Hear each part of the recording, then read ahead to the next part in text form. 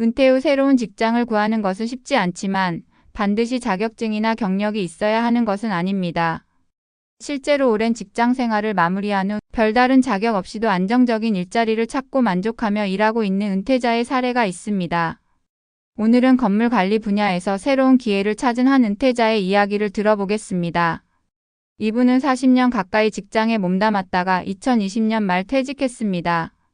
처음에는 자유로운 생활을 즐겼지만 시간이 지나면서 단순히 쉬는 것이 만족스럽지 않다는 것을 깨달았습니다.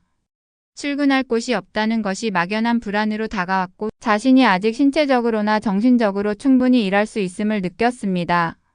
그렇게 은퇴 후 첫 번째 일자리로 치과기공소에서 근무했지만 익숙하지 않은 환경과 업무 방식에 적응하지 못하고 보름 만에 그만두었습니다.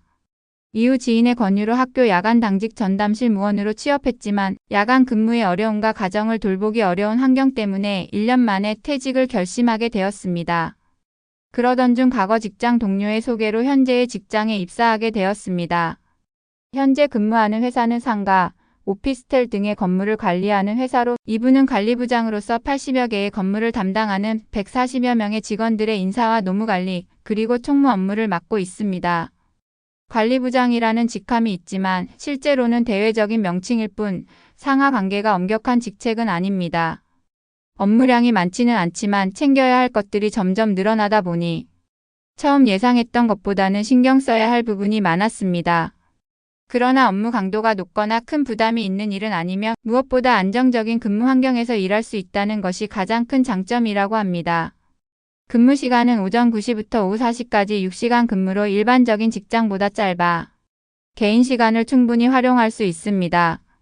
특히 조기 퇴근이 가능해 손주들과 시간을 보내는 것이 가장 큰 만족이라고 말합니다. 현재 급여는 최저임금 수준으로 퇴직자의 입장에서 보면 충분한 수입입니다. 젊은 사람 대신 퇴직자를 채용하는 이유는 업무 강도가 높지 않기 때문이며 경력직을 고용하는 것보다 상대적으로 낮은 급여로도 운영이 가능하기 때문입니다. 생활비는 배우자와 함께 약 300만 원 정도로 기본적인 생활을 유지하면서 가끔 여행도 다녀오는데 무리가 없는 수준입니다. 이분은 이 직업의 전망에 대해 건물이 계속 존재하는 한 건물 관리 업무는 지속될 것이라며 AI 기술이 발전해도 사람이 직접 처리해야 하는 일이 많아 큰 영향을 받지 않을 것이라고 전망했습니다. 이와 같은 일을 희망하는 분들에게는 인맥을 활용하는 것이 중요하다고 조언합니다. 자격증을 취득한다고 해서 바로 취업이 가능한 것이 아니라 이런 소규모 기업에서는 신뢰할 수 있는 사람을 채용하는 경우가 많기 때문입니다. 실제로 현재 근무 중인 직원들 중에는 군인 출신, 공공기관 근무 경험이 있는 은퇴자들이 많고 업무 강도가 낮아 은퇴 후 일자리로 적합한 분야라고 설명합니다.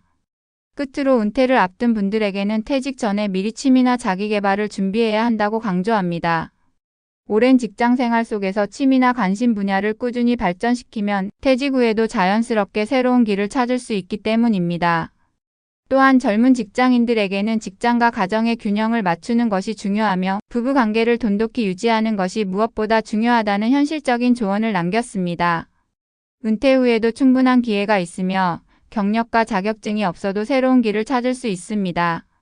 중요한 것은 미리 준비하고 사람들과의 관계를 소중히 유지하는 것입니다. 구독과 좋아요는 영상 제작에 큰 도움이 됩니다.